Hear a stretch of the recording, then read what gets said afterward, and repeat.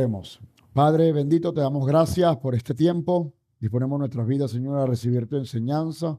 Pido, Padre, que tomes control y dominio de nuestras mentes, de nuestro ser interior, Padre, para recibir tu instrucción divina, tanto a los niños, jóvenes, adolescentes, como a nosotros los adultos y todos aquellos que tengan a bien conectarse, Señor, con nosotros a través de las redes y los medios sociales.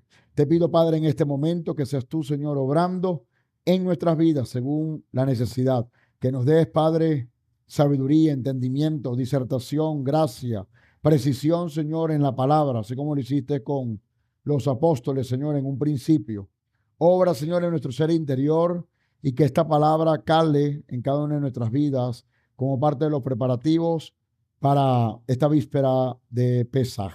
En el nombre de Yeshua te damos las gracias. Amén y amén. Amén. El termo, por favor.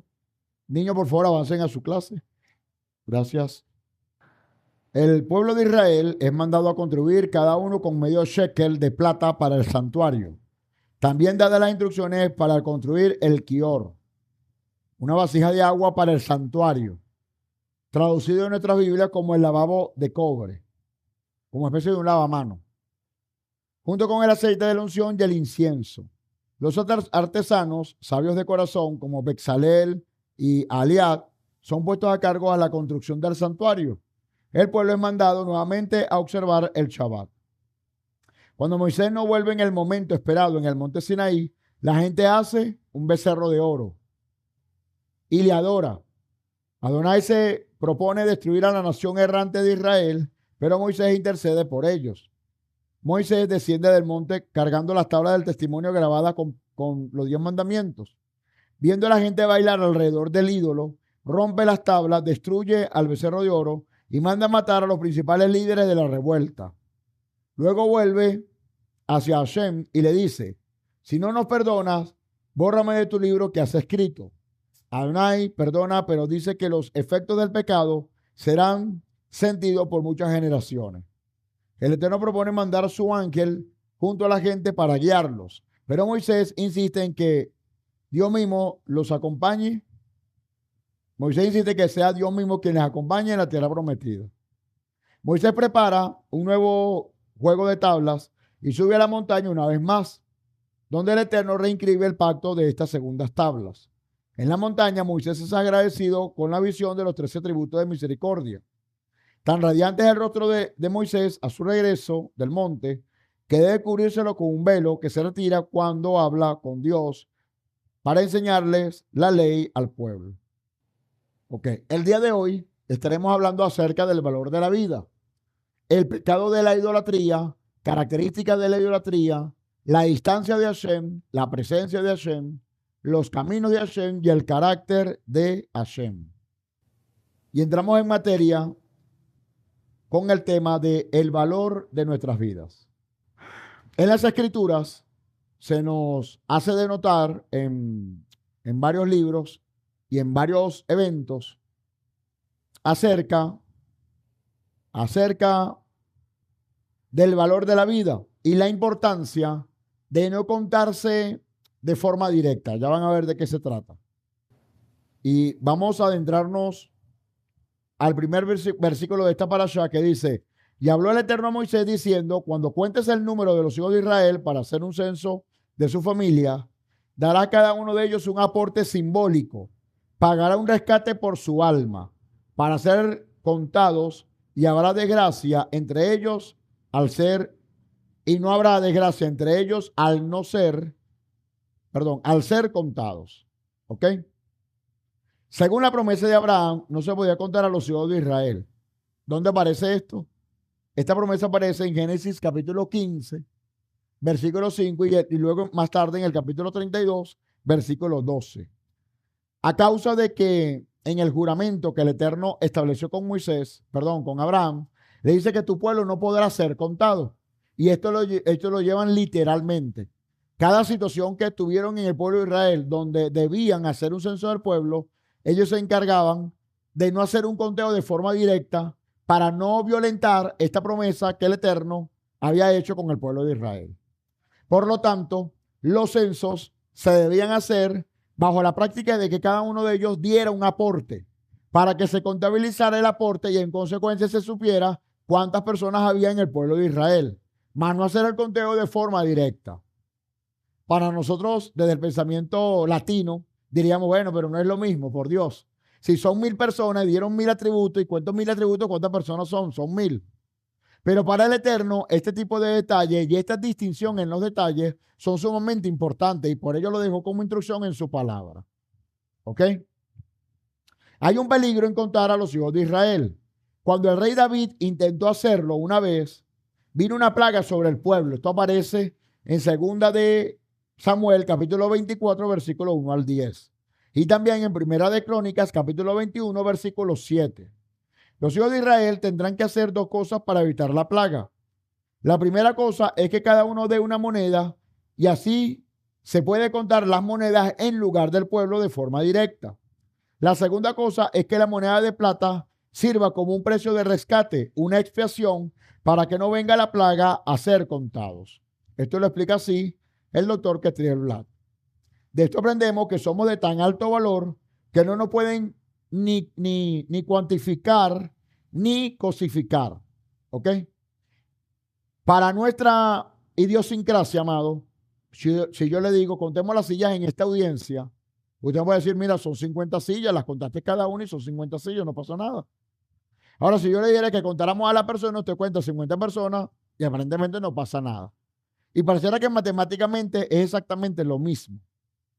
Y en un sentido, es lo mismo en cuanto a cantidad. Pero acá viene la gran importancia de no compararnos con sillas o con objetos. Porque si es así, somos cosificados. ¿Ok? Somos tomados en cuenta como algo material, pero nuestro valor es tan alto que el Eterno promueve que nosotros seamos completamente distintos a cualquier objeto material en esta tierra. Vea usted cuánta consideración tiene el Padre sobre nosotros. Y cuando Él manda a que sea contado el pueblo, necesario es que cada uno presente un tributo para contar ese tributo y para que este tributo sirva como una ofrenda de rescate. Es decir, que representara el valor de lo que significaba el corazón de un hombre y de una mujer. Entonces, de este principio aprendemos dos aspectos. Primero, la creación de un fondo público que permitiera gozar de los servicios para el pueblo. A esto se le conoce como arijá, un aporte comunitario. Este es un tipo de ofrenda, ¿ok? Que se colecta a partir del momento que se hace el conteo o un censo de un grupo de personas. Si las personas presentan un tributo o una ofrenda o una contribución, de esa contribución, una vez que esta es recolectada, gracias, una vez recolectada, con este aporte comunitario se puede cubrir cualquier necesidad de los miembros de dicha agrupación o de dicho pueblo. ¿Ok? Por ejemplo, en nuestra comunidad, nosotros a partir de las ofrendas y los diezmos, tenemos tenemos una reserva, ¿ok? Que está dirigido a necesidades básicas que acompañan la salud, que acompañan la educación y un tercer componente que tiene que ver con la ayuda social. ¿Ok? Lamentablemente, en términos de cantidad, es tan poco hoy en día que es muy poco lo que podemos cubrir, pero el fondo existe. Y en la medida que van surgiendo necesidades, en esa medida pues respondemos a partir de estos fondos para poder ayudar a aquel que esté necesitado, que es miembro de esta casa. Amén. Este fondo es dirigido para quien es miembro de esta casa, de esta congregación, de esta comunidad. No así si fuera una persona de afuera. Ahora, ¿esto significa que a una persona afuera no se le pueda ayudar? No, solo que no se toma de ese fondo. ¿Ves la diferencia? Se puede ayudar, pero no es de este fondo. Número dos, el contar directamente a cada persona del pueblo puede provocar confianza en sí mismo y despertar mal de ojo. ¿Ok? Porque cuando tú cuentas a la persona por sí solo, eso te enorgullece. Si tú eres un líder y estás contando a cuántas personas hay que te siguen, eso alimenta tu ego. Y al alimentar tu ego puede generar mal de ojos de sí mismo, ¿ok? O mal de ojos de aquella persona que tú le cuentas cuántas personas son, ¿ok? Hay líderes espirituales, por ejemplo, que miden su éxito ministerial a partir de la cantidad de personas que les sigan. Y, por ejemplo, yo dice, mira, sí, estoy ahorita dirigiendo una congregación que tiene 5,000 miembros. Y la otra persona dice, si tiene más, ¿verdad? Levanta su pecho de paloma y dice, bueno, mi congregación tiene 8,000 miembros. Si tiene menos, le dice, bueno, gloria al Señor. Para la gloria del Señor, yo tengo 4,000 miembros. Y así sucesivamente. Esto se estila hoy en día en el mundo y en el espectro cristiano.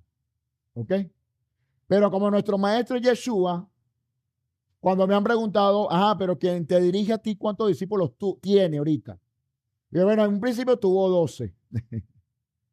Yeshua tuvo 12 discípulos. No se compara con un líder en la actualidad, ¿verdad? Vale la pena revisar por qué.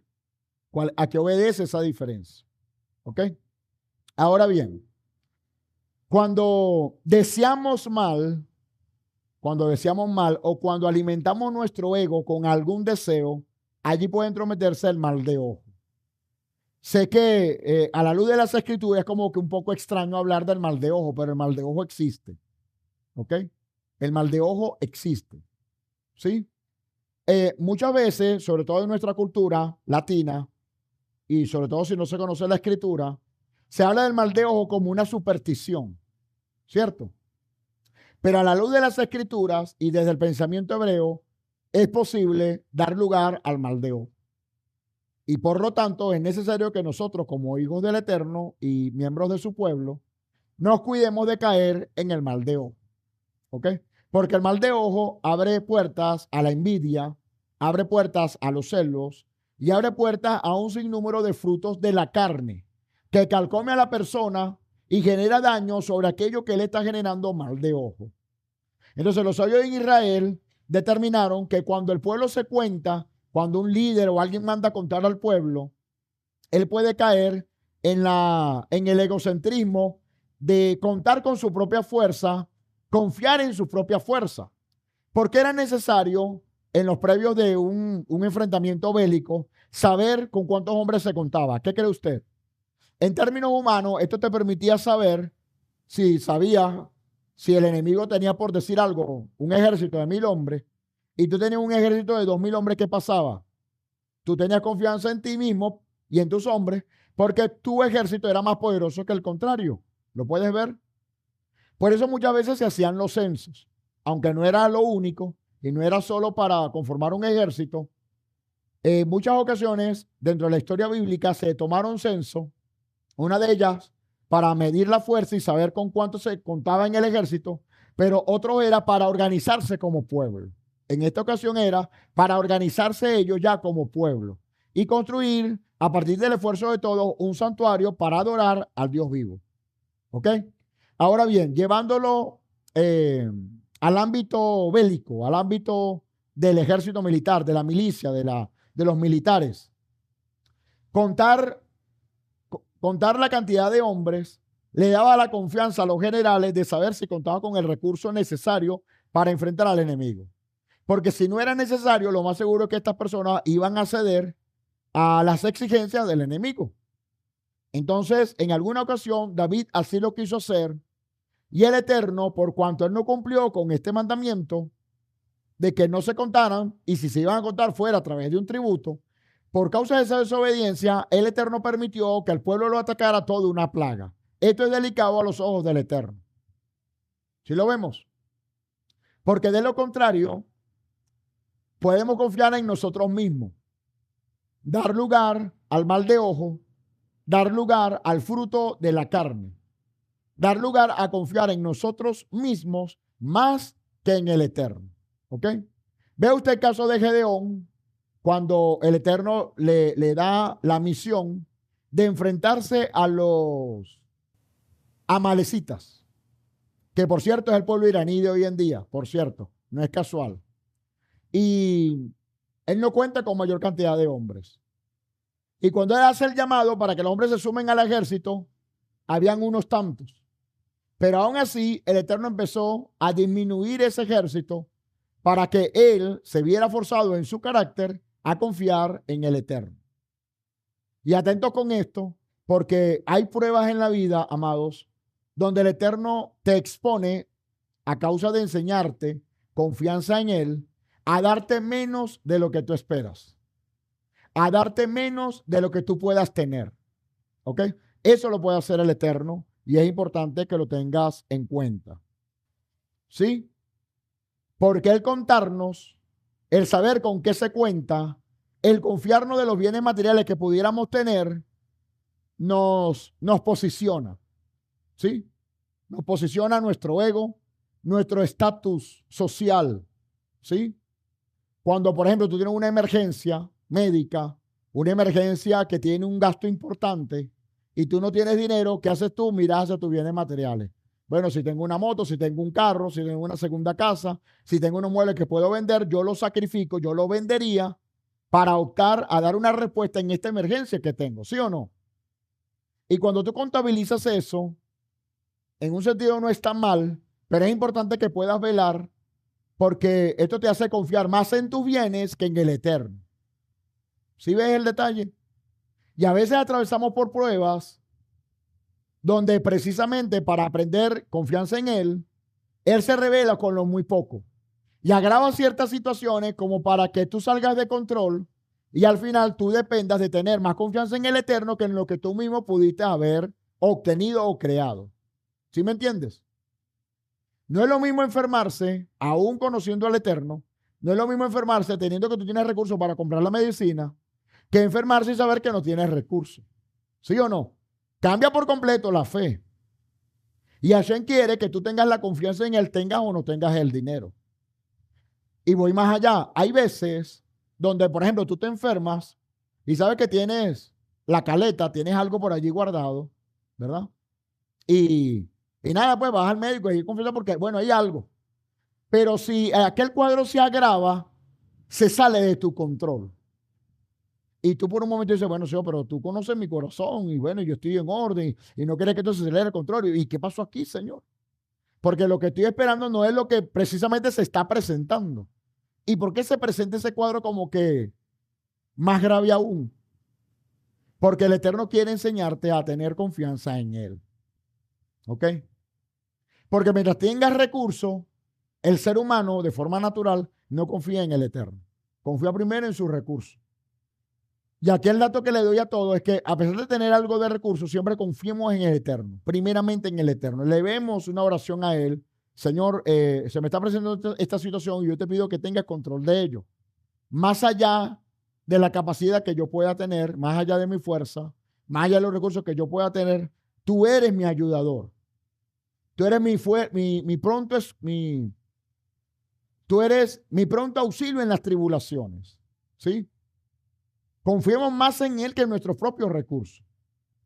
Porque si confiamos más en nuestros recursos, Hashem va a crear situaciones para quemar esos barcos y te quedes absolutamente confiando en Él. Tal cual fue la escuela de Job. ¿Sí? Job lo perdió absolutamente todo y lo tenía que perder absolutamente todo.